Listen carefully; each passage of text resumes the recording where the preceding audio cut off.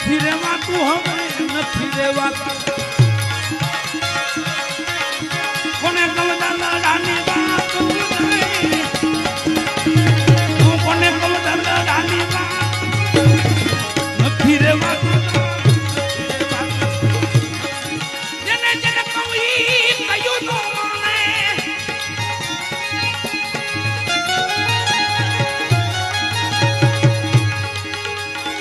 જેને જેને કહું ઈ કયું નો માને મૂર્ખ ગણીને મારે ના